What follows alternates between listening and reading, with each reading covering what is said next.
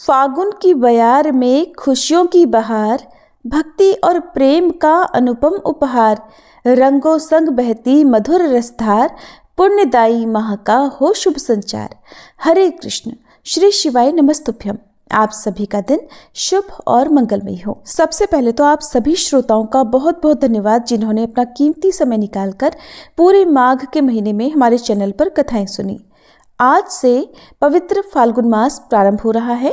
फाल्गुन मास को हम आम बोलचाल की भाषा में फागुन का महीना भी कहते हैं। और हर बार की तरह आज से आपको हमारे इस चैनल पर हर दिन नियम से फाल्गुन मास की धार्मिक कथाएं भी सुनाई जाएंगी।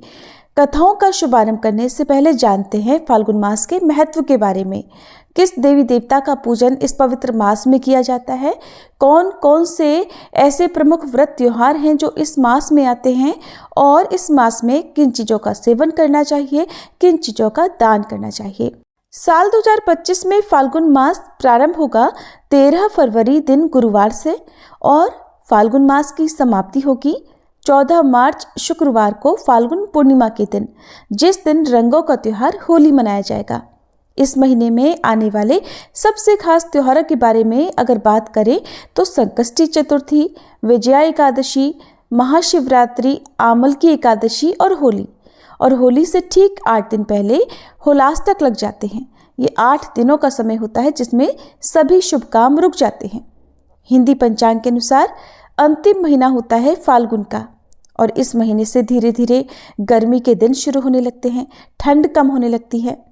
फाल्गुन मास में वैसे तो ये सारे त्योहार प्रमुख हैं, लेकिन इन सभी त्योहारों में से 2 त्योहार सबसे बड़े होते हैं जो खूब धूमधाम से मनाए जाते हैं। एक तो महाशिवरात्रि और दूसरा होली। हिंदू धर्म के अनुसार अनेक देवताओं में से एक चंद्र देवता हैं, और चंद्र देवता के स्वामी भगवान शिव हैं, और शिव जी ने चंद्रमा को अपने मस्तक पर धारण कर रखा है। इसलिए अगर पुराणों की माने तो फाल्गुन मास चंद्र देवता की आराधना के लिए सबसे उपयुक्त समय माना जाता है, क्योंकि ये चंद्रमा का जन्म माह भी माना जाता है। इसके अलावा फाल्गुन मास भगवान श्री कृष्ण को भी समर्पित है। इस मास में भगवान श्री कृष्ण के 3 स्वरूपों की पूजा बहुत ही लाभदायी मानी जाती है, जिसमें श्री कृष्ण के बाल कृष्ण रूप और युवा रूप के कृष्ण और गुरु कृष्ण की पूजा की जाती है। बाल कृष्ण रूप की पूजा संतान प्राप्ति के लिए, युवा स्वरूप कृष्ण का पूजन दाम्पत्य जीवन मधुर बनाने के लिए, और गुरु रूप कृष्ण का पूजन मोक्ष और वैराग्य पाने के लिए सभी को करना चाहिए। फाल्गुन शुक्ल अष्टमी को माँ लक्ष्मी जी और माँ सीता जी की पूजा का विधान है। इस मास में अपने खान पान और दिनचर्या में बदलाव करना बहुत ही खास माना जाता है, क्योंकि इस मास में भोजन में अनाज का प्रयोग कम और मौसमी फलों का सेवन अधिक करने की मान्यता है। इस मौसम में गर्म जल को छोड़कर शीतल जल से स्नान करना उत्तम होता है। अगर संभव हो तो गंगा स्नान का लाभ भी अवश्य उठाएं। मान्यता है कि रोगों से मुक्ति पाने के लिए फाल्गुन का महीना उत्तम है, और इस महीने में भोले शंकर को सफ़ेद चंदन अर्पित करने से स्वास्थ्य लाभ होता है। चाहे तो आप हर दिन की पूजा में अर्पित कर सकते हैं, या जो बहुत ही खास, जो भगवान शिव को ही समर्पित दिन होते हैं या कोई खास पूजा पाठ के दिन होते हैं, उनमें आप भगवान शिव का या शिवलिंग का चंदन से अभिषेक कर सकते हैं।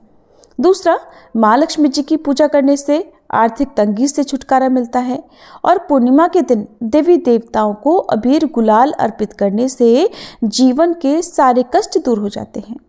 फाल्गुन मास में दान का अधिक महत्व है, और इस महीने में अपनी क्षमता के अनुसार गरीबों को दान और पितरों के निमित्त तर्पण भी जरूर करना चाहिए। फाल्गुन मास में शुद्ध घी, तेल, सरसों का तेल जिसमें खास तौर पर, और मौसमी फल आदि का दान अत्यंत ही शुभ फल प्रदान करने वाला माना गया है। इस मास में ज़्यादा से ज़्यादा रंगीन वस्त्रों का आपको प्रयोग करना चाहिए।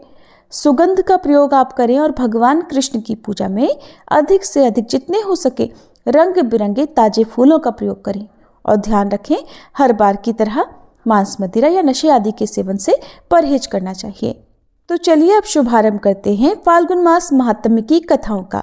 और कथा सुनकर आप वीडियो को लाइक करके कमेंट बॉक्स में हर हर महादेव तो जरूर लिख दीजिएगा, क्योंकि कथा सुनने के बाद आप इतने मुग्ध हो जाते हैं, मोहित हो जाते हैं कि आप वीडियो को लाइक करना या फिर कमेंट करना तो भूल ही जाते हैं। इसलिए आप हर दिन कथाएं सुनने के साथ साथ वीडियो को लाइक करके कमेंट भी जरूर कर दिया करें, क्योंकि कमेंट के माध्यम से मुझे ये भी पता चल जाता है कि आपको ये कथाएं कैसी लगती हैं।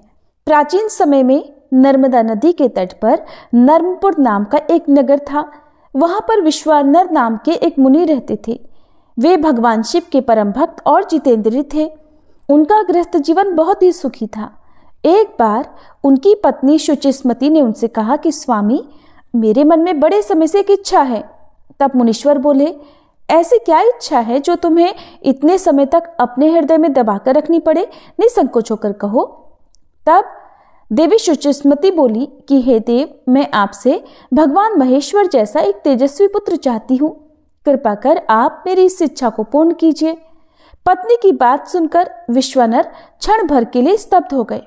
वे सोचने लगे कि मेरी पत्नी ने ये कैसा दुर्लभ वर मांग लिया। ऐसा प्रतीत होता है कि भगवान पिनाकी रुद्र स्वयं उसकी जिह्वा पर बैठकर बोल रहे हैं।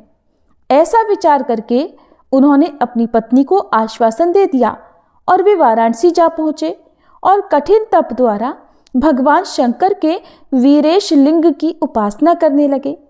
तपस्या करते करते विश्वानर मुनि को 12 मास बीत गए।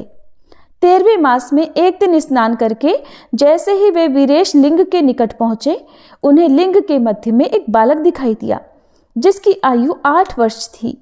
उसके मस्तक पर पीले रंग की जटा सुशोभित थी और मुख पर मधुर मुस्कान खेल रही थी। उसके सर्वांग भस्म युक्त थे और वह दिव्य बालक श्रुति सूक्तों का पाठ कर रहा था। उस अद्भुत बालक को देखकर विश्वानर मुनि रोमांचित हो उठे और अभिलाषा पूर्ण करने वाले 8 पद्यों द्वारा भगवान शिव की स्तुति करने लगे। फिर उनकी स्तुति से प्रसन्न होकर बाल रूप भगवान शिव ने कहा, महामते, मैं तुम्हारी तपस्या से अति प्रसन्न हूँ। अब तुम अपने घर जाओ। समय आने पर मैं तुम्हारी पत्नी की इच्छा अवश्य पूर्ण करूंगा। मैं उसके गर्भ से पुत्र रूप में प्रकट होऊंगा और उस अवतार में मेरा नाम गृहपति होगा। मैं परम पावन और सभी देवताओं का प्रिय होऊंगा। तब विश्वानर मुनि ने भगवान शिव के बाल रूप को प्रणाम किया और अपने घर वापस लौट गए। फिर समय आने पर समस्त अभीष्टों के विनाशक तथा दोनों लोकों के लिए सुखदायक भगवान रुद्र का शुचिस्मति के गर्भ से अवतार हुआ।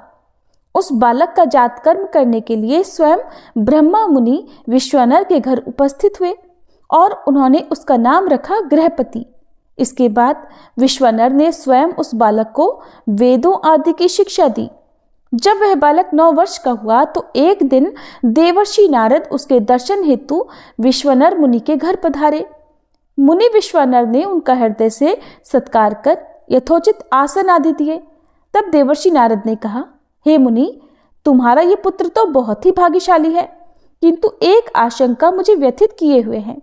तब विश्वानर ने चौंक कर पूछा, कैसी आशंका महर्षि? तब महर्षि ने उत्तर दिया, मेरी आशंका ये है कि जब तुम्हारा ये पुत्र 12 वर्ष का होगा तो इस पर बिजली या फिर पानी का भय आएगा। ये बात सुनकर मुनि विश्वानर और उनकी पत्नी गहन चिंता में डूब गए।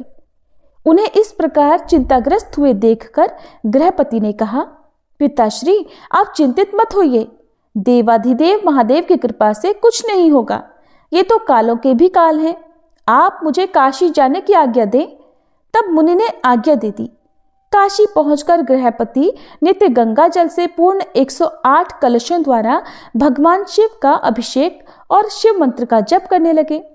जब उन्होंने 12वें वर्ष में प्रवेश किया तो एक दिन इंद्र उनके समक्ष प्रकट हुए और बोले, विप्रवर, मैं तुम्हारे तप से प्रसन्न हूं, अपनी इच्छा अनुसार वर मांगो। तब गृहपति बोले, आप चले जाइए इंद्रदेव, मैं पशुपति नाथ के अतिरिक्त और किसी से वर पाने का इच्छुक नहीं हूं। वैसे भी आप छल से अहिल्या का सतीत्व नष्ट करने वाले पर्वत शत्रु इंद्र ही तो हैं। बालक गृहपति की ये बात सुनकर देवराज इंद्र को क्रोध आ गया और उन्होंने अपने वज्र से उस बालक को डराया, जिससे गृहपति को मूर्छा आ गई। तभी भगवान शिव ने प्रकट होकर कहा, उठो वत्स, जो मेरा भक्त है उस पर इंद्र तो क्या, यम भी दृष्टि नहीं डाल सकते। आज से मैं तुम्हें अग्निपद प्रदान करता हूँ। तुम्हारे द्वारा स्थापित ये लिंग काशी में अग्निश्वर के नाम से प्रसिद्ध होगा। ऐसा कहकर भगवान शिव वहीं अंतर्ध्यान हो गए और बालक गृहपति घर लौट कर आ गए। ये थी तेजस्वी बालक की कथा। सभी मिलकर प्रेम से बोलिए भोले शंकर भगवान की जय। अब सुनिए फाल्गुन मास महात्म्य का आज का अध्याय। बहुत पुरानी बात है। एक गांव में भगवान शिव का एक मंदिर था।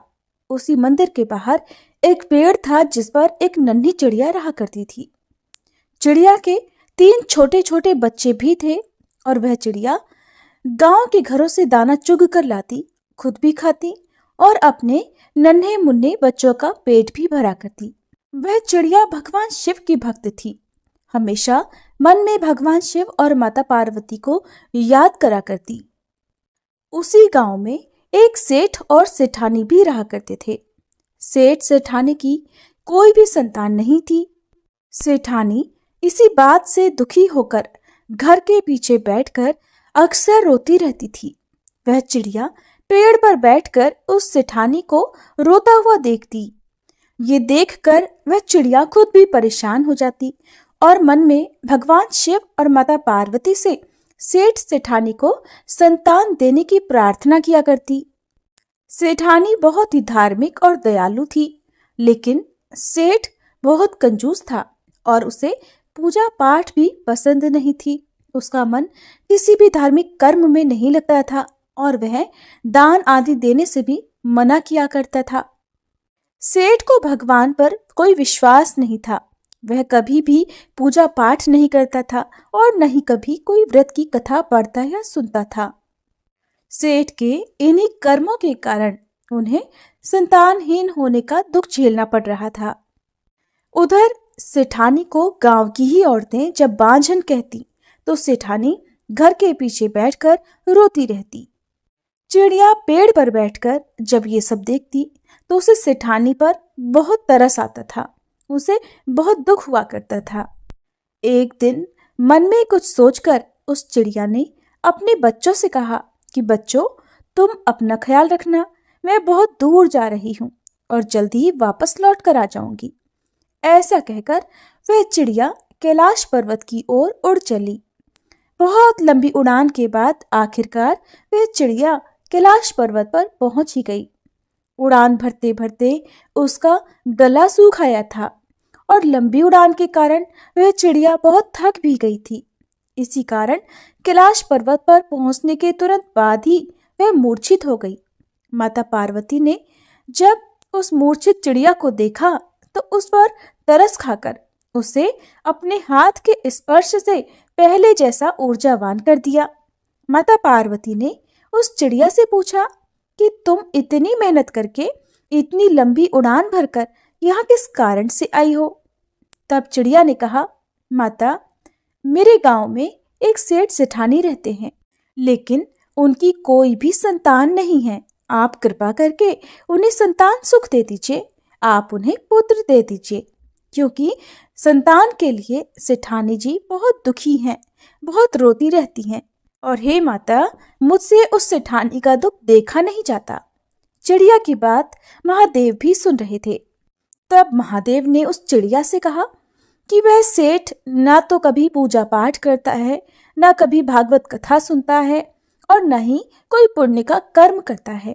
उसने कोई भी ऐसा अच्छा कर्म नहीं किया जिससे उसके भाग्य में पुत्र योग बन सके, इसलिए उसका कोई पुत्र नहीं हो सकता।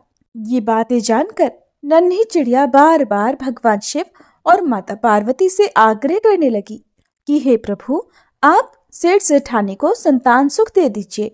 तब माता पार्वती ने भगवान शिव को इस बात के लिए मना ही लिया। तब भगवान शिव इस प्रकार बोले कि पुत्र तो उसे हम दे देंगे, लेकिन सेठ अगर अब भी पुण्य कर्म नहीं करेगा तो उसका पुत्र जल्दी ही मृत्यु को प्राप्त हो जाएगा। ये बात सुनकर चिड़िया ने कहा, प्रभु, आप बस सेठानी को एक बार पुत्र दे दीजिए। पुत्र प्राप्त होते ही वह सेठ भी पूजा पाठ करने लगेंगे। ऐसा कहकर चिड़िया खुश हो गई और भगवान शिव और माता पार्वती को धन्यवाद देकर वहां से चली गई। आखिरकार भगवान शिव और माता पार्वती ने उस चिड़िया की विनती सुन ली और कुछ ही दिन बाद सेठानी गर्भवती हुई। 9 महीने बीतने पर सेठानी को एक पुत्र हुआ, जिसे देखकर सेठ और सेठानी बहुत खुश हुए। पुत्र होने के बाद सेठानी का तो भगवान में विश्वास और भी बढ़ गया और वो अब पहले से भी ज्यादा पूजा पाठ करने लगी, दान पुण्य करने लगी। लेकिन सेठ का वही हाल रहा। उसने अब भी कोई पुण्य कर्म नहीं किया। उसका भगवान पर अब भी विश्वास नहीं हुआ। न वो कभी पूजा पाठ करता, न कभी कथा सुनता। पेड़ पर बैठकर वह चिड़िया अक्सर सेठ के पुत्र को देखा करती। धीरे धीरे समय बीतने लगा। अब चिड़िया को सेठ के पुत्र की चिंता होने लगी। चिड़िया को भगवान शिव की कही हुई बात याद थी। उसे सेठ के पुत्र की चिंता होने लगी। वो सोचने लगी कि सेठ का पुत्र हो गया है, इसके बाद भी वह सेठ नहीं बदला। अब भी ये कोई दान पुण्य नहीं करता, कहीं इसके पुत्र की मृत्यु न हो जाए। इसी प्रकार एक दिन चिंतित होकर वह चिड़िया फिर से लंबी उड़ान भरकर कैलाश पर्वत पर जा पहुंची और वहां जाकर भगवान शिव और माता पार्वती से आग्रह करने लगी कि वे सेठ को पुण्यकर्म करने के लिए प्रोत्साहित करें। माता पार्वती ने जब देखा कि ये चिड़िया दूसरों के लिए इतनी दयालु है, दूसरों के प्रति इतनी चिंता करती है, तो वे बहुत प्रसन्न हो गईं। तब भगवान शिव और माता पार्वती एक ब्राह्मण और ब्राह्मणी का रूप धरकर उस सेठ सेठानी के घर पर गए। वहां जाकर उन्होंने कहा कि हमें भिक्षा दो, हम भूखे हैं, हमें भोजन कराओ। सेठ ने तो सुनते ही मना कर दिया, लेकिन सेठानी ने बहुत ही आदर सम्मान के साथ उन दोनों ब्राह्मण और ब्राह्मणी को अपने घर के अंदर बिठाया, उनका स्वागत सत्कार किया। फिर उनके लिए तरह तरह के स्वादिष्ट व्यंजन बनाए और उन्हें भोजन कराया। ब्राह्मण और ब्राह्मणी के रूप में भगवान शिव और माता पार्वती ही सेठ के घर पर पधारे थे और उनके घर पर प्रवेश करते ही सेठ की बुद्धि ठीक हो गई। अब वह हाथ जोड़कर अपनी गलतियों के लिए क्षमा मांगने लगा और ब्राह्मण देवता के चरणों में गिर पड़ा।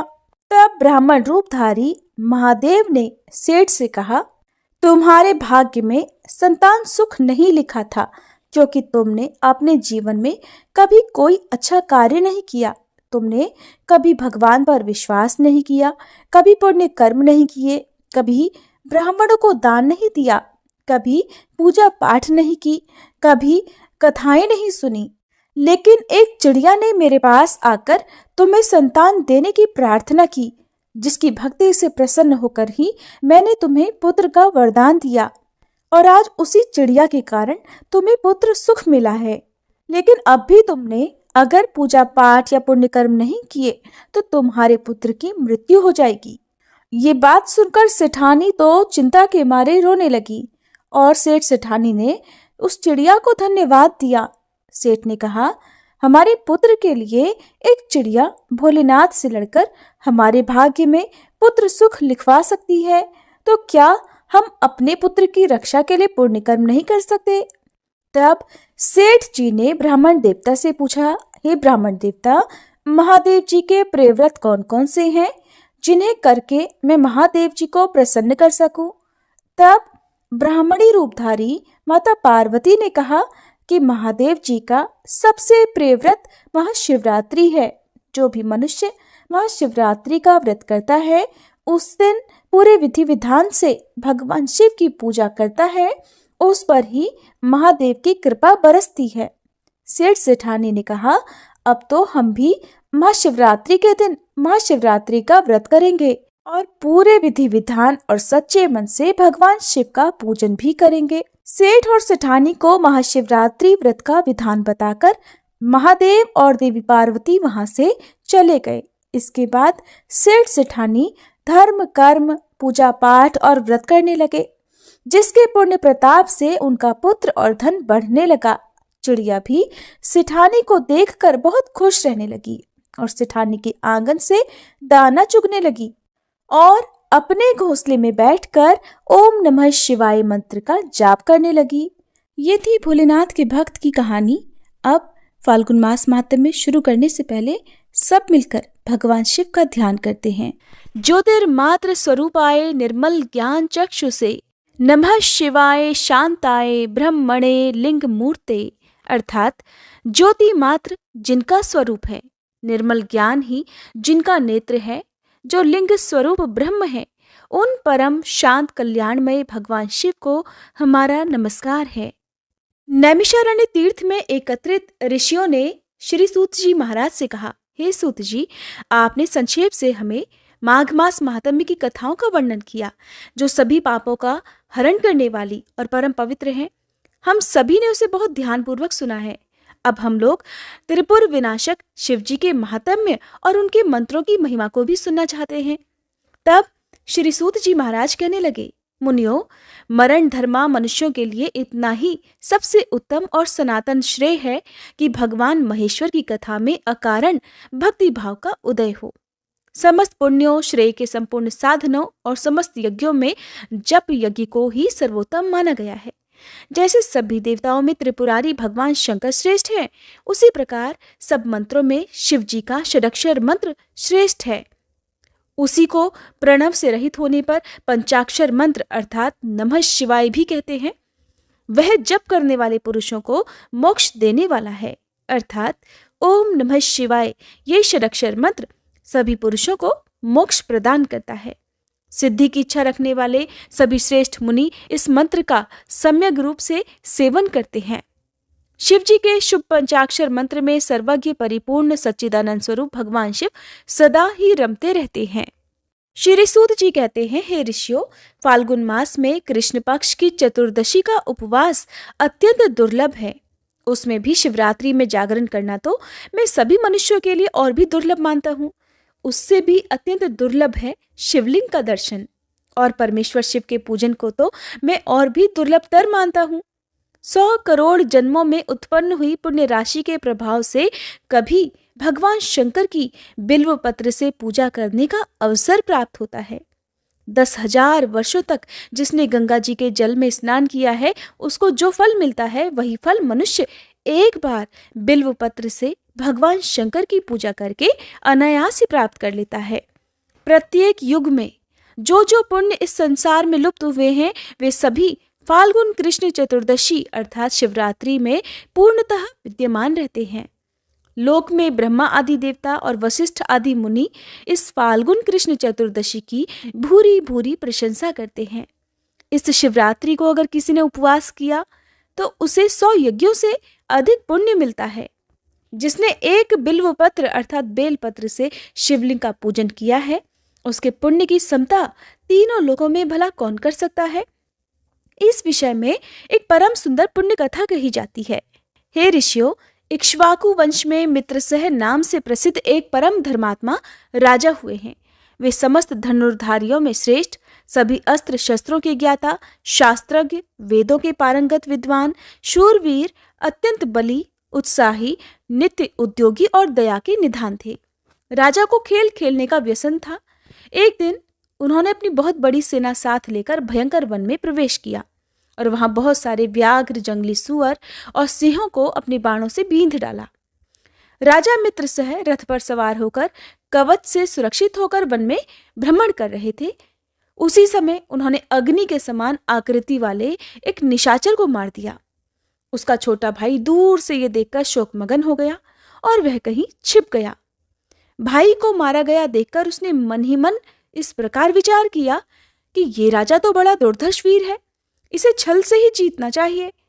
ऐसा निश्चय करके वह पापात्मा राक्षस मनुष्य के समान आकृति बनाकर राजा के पास आ गया। राजा ने सेवा करने के लिए विनीत भाव से आए हुए उस पुरुष को देखकर अज्ञानवश उसे रसोई घर का अध्यक्ष ही बना दिया। इसके बाद राजा लौटकर अपनी पुरी को आ गए।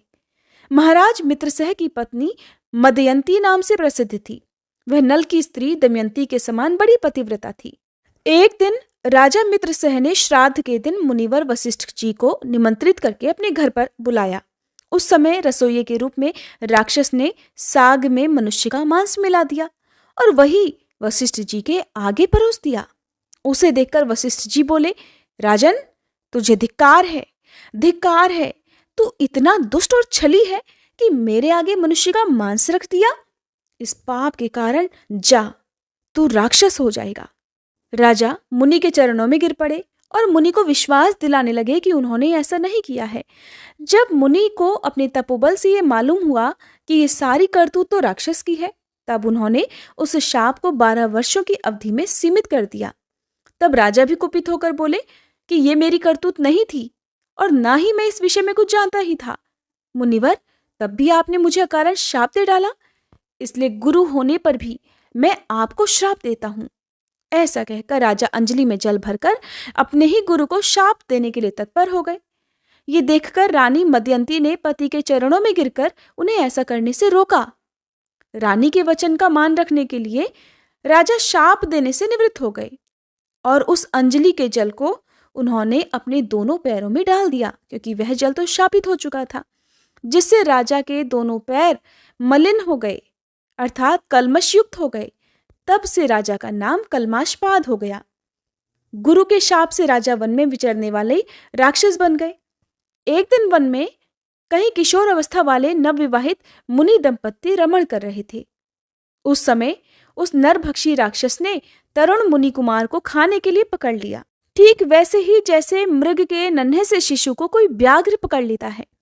राक्षस के वश में पड़े हुए अपने पति को देखकर उसकी प्यारी पत्नी करुणापूर्वक बोली, हे सूर्यवंश यशोधर महाराज, आप ऐसा पाप मत कीजिए। आप राक्षस नहीं, अयोध्या के सम्राट हैं, राजा मदयंती के पति हैं। प्रभु, ये मेरे स्वामी तो मुझे प्राणों से भी अधिक प्रिय हैं, इन्हें मत मारिए। शरण में आए हुए दीन दुखी मनुष्यों को आप ही सहारा देने वाले हैं। इन महात्मा पति के बिना मेरा यह शरीर मेरे लिए महान भार है। इस मलिन पापमय 5 भौतिक शरीर से क्या सुख होगा। ये मुनि कुमार देखने को बालक हैं, किंतु वेदों के विद्वान, शांत, तपस्वी और अनेक शास्त्रों की ज्ञाता हैं। इन्हें प्राणदान देकर आपको संपूर्ण जगत के रक्षा करने का पुण्य प्राप्त होगा। महाराज, मैं एक ब्राह्मण की पत्नी हूँ, अभी बालिका हूँ, मुझ पर कृपा कीजिए। आप जैसे साधु पुरुष अनाथों, दीनों और पीड़ितों पर कृपा करने वाले होते हैं। इस प्रकार प्रार्थना करने पर भी उस निर्दयी नरभक्षी राक्षस ने उस ब्राह्मण कुमार की गर्दन मरोड़ डाली और उसे मारकर खा गया। तब वह पतिव्रता ब्रह्माणी अत्यंत शोक से ग्रस्त होकर विलाप करने लगी। उसने पति की हड्डियों को एकत्रित करके भयंकर चिता प्रज्वलित की और पति का अनुसरण करने के लिए अग्नि में प्रवेश करते समय राक्षस रूपधारी राजा को इस प्रकार शाप दिया, अरे ओ पापात्मन, तूने मेरे पति को खा लिया है, इसलिए तू भी जब स्त्री से समागम करेगा उसी समय तेरी मृत्यु हो जाएगी। ऐसा कहकर वह पतिव्रता पत्नी चिता की आग में प्रवेश कर गई। गुरु के शाप का उपभोग करके राजा पुनः अपने स्वरूप को प्राप्त हुए और प्रसन्नतापूर्वक घर को चले गए। उन्हें एक के बदले दूसरा शाप मिल गया था। रानी मदयंती उस पतिव्रता ब्रह्माणी के शाप को जानती थी, इसलिए वैधव्य से डरकर उन्होंने रति की इच्छा वाले पति को अपने पास ही आने से मना कर दिया। राजा मित्र सह राज्य के सुख भोग से विरक्त हो गए और संपूर्ण लक्ष्मी का त्याग करके फिर से वन में चले गए। राज्य छोड़कर संपूर्ण पृथ्वी पर विचरते हुए राजा ने अपने पीछे पीछे आती हुई एक भयंकर रूप वाली पिशाचिनी को देखा। वह ब्रह्म हत्या थी। श्रेष्ठ मुनियों के उपदेश से राजा ने उस ब्रह्म हत्या को पहचान लिया। उसके निवारण के लिए विरक्ति चित्त वाले राजा ने अनेकों वर्षों तक बहुत से क्षेत्रों में विचरण किया। फिर भी जब वह ब्रह्महत्या से मुक्त नहीं हुए, तब वे मिथिला में आए। उसी समय उधर आते हुए निर्मल अंतःकरण वाले गौतम मुनि को उन्होंने देखा और उनके पास जाकर बार बार प्रणाम किया। तब मुनिश्रेष्ठ गौतम ने राजा को आशीर्वाद देकर मंद मंद मुस्कुराते हुए कहा, राजन, तुम्हारे यहाँ कुशल तो है ना? तुम्हारे राज्य में कोई विघ्न बाधा तो नहीं है? राजा कहने लगे, ब्राह्मण, आपकी कृपा से हम सब लोग कुशल हैं, परंतु ये भयंकर रूप वाली पिशाचिनी मुझे बड़ा दुख दे रही है। शापग्रस्त होकर हमने जो दुर्लंघी पाप कर डाला है, उसकी शांति सहस्त्रों प्रायश्चितों से भी नहीं हो पा रही। आप प्रेम पूर्वक संभाषण करके मेरे मन को आनंदित कर रहे हैं। महाभाग, आज अपने चरण कमलों की शरण में आए हुए मुझ पापी को शांति प्रदान कीजिए, जिससे मुझे सुख मिल सके। तब करुणानिधि गौतम जी कहने लगे, राजन, तुम्हें साधुवाद है? अब अपने महान पापों से होने वाले भय को त्याग दो। जब भगवान शंकर स्वयं रक्षा करने वाले हैं, तब उनकी शरण में आए हुए भक्तों को भला कहां से भय हो सकता है। गोकर्ण नामक मनोरम क्षेत्र महापापों का संहार करने वाला है और वहां बड़े से बड़े पाप भी नहीं टिक सकते। गोकर्ण क्षेत्र में विद्यमान भगवान शिव स्मरण करने मात्र से समस्त पापों का नाश कर डालते हैं। जैसे कैलाश और मंदराचल के शिखर पर भगवान शिव का निश्चित निवास है, ठीक उसी प्रकार गोकर्ण मंडल में भी है। वहां महादेव जी महाबल नाम से निवास करते हैं। रावण नामक राक्षस ने घोर तपस्या करके जिस शिवलिंग को प्राप्त किया था, उसी को गणेश जी ने गोकर्ण क्षेत्र में स्थापित किया है। सनक सनंदन आदि महात्मा तथा मृग चर्ममय वस्त्र धारण करने वाले साध्य और मुनिगण वहां बैठकर भगवान शिव की उपासना करते हैं। दंडी मुंडी स्नातक ब्रह्मचारी और तप से समस्त पापों को जला डालने वाले महात्मा भी देवाधिदेव शिव जी की उत्तम भक्ति से उपासना करते हैं। इस ब्रह्मांड मंडल में गोकर्ण के समान दूसरा क्षेत्र नहीं है। वह महात्मा अगस्त मुनि ने घोर तपस्या की है। राजन, इस तीर्थ में संपूर्ण देवताओं के स्थान है। देवाधिदेव भगवान विष्णु, परमेष्ठी ब्रह्मा, वीरवर कार्तिकेय तथा गणेश जी के स्थान है। गोकर्ण तीर्थ में कोटि कोटि शिवलिंग विद्यमान हैं। वहां पग पग पर असंख्य तीर्थ मौजूद हैं। सतयुग में महाबल नामक भगवान शिव श्वेत वर्ण के होते हैं। त्रेता युग में उनका रंग अत्यंत लाल हो जाता है। द्वापर में वे पीत अर्थात पीले वर्ण के और कलयुग में श्याम वर्ण के हो जाएंगे। महाबल शिव भयंकर कलयुग प्राप्त होने पर कोमल भाव को प्राप्त होंगे। परम उत्तम गोकर्ण क्षेत्र पश्चिम समुद्र के तट पर है। वह ब्रह्महत्या आदि पापों को भस्म कर डालता है।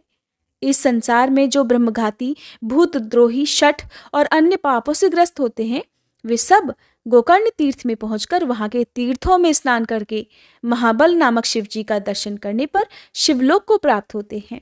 वहां पुण्य तिथियों को, पुण्य नक्षत्र और पुण्य दिन में जो महेश्वर शिव की पूजा करते हैं, वे सब शिव रूप हो जाते हैं। यदा कदा जो कोई भी मनुष्य गोकर्ण तीर्थ में जाकर भगवान शंकर की पूजा करता है, वह ब्रह्म पद को प्राप्त हो जाता है। रविवार, सोमवार और बुधवार को जब अमावस्या तिथि का योग हो, तब वहां समुद्र में किया हुआ स्नान, दान, पितृतर्पण, शिव पूजा, जप, होम, व्रतचर्या और ब्राह्मणों का सत्कार अनंत फल देने वाला होता है। महाप्रदोष की बेला में भगवान शिव का पूजन मोक्ष देने वाला है। फाल्गुन मास में जो परम पुण्यमयी कृष्ण पक्ष की चतुर्दशी आती है, उस दिन शिवलिंग और बिल्वपत्र इन सब का सुयोग दुर्लभ है। अहो, माया कैसी प्रबल है कि जिससे मोड़ हुए मनुष्य भगवान शिव की इस महातिथि को उपवास तक नहीं करते। शिवरात्रि का उपवास, जागरण, भगवान शंकर के समीप निवास और गोकर्ण क्षेत्र का वास, इन सब का सुयोग होना मनुष्यों के लिए शिवलोक में जाने की सीढ़ी है। राजन, मैं भी इस समय गोकर्ण तीर्थ से लौटकर आया हूँ। शिवरात्रि को उपवास करके भगवान शिव का महोत्सव देखकर लौटा हूँ। शिवरात्रि पर वहां का महान उत्सव देखने के लिए सभी देशों से चारों वर्णों के लोग वहां आए थे। स्त्री, बालक, वृद्ध और चारों आश्रमों के निवासी वहां आकर देवेश्वर शिव का दर्शन करके कृतकृत्यता को प्राप्त हुए। लौटते समय मार्ग में एक अद्भुत आश्चर्य की बात देखकर मैं परमानंद में निमग्न होकर कृतार्थ हो गया हूँ। तब गौतम मुनि ने राजा को उस अद्भुत आश्चर्य की जो बात बताई, उसका वृतांत आप अगले अध्याय में सुनेंगे। उम्मीद है आज की ये कथा आपको पसंद आई होगी।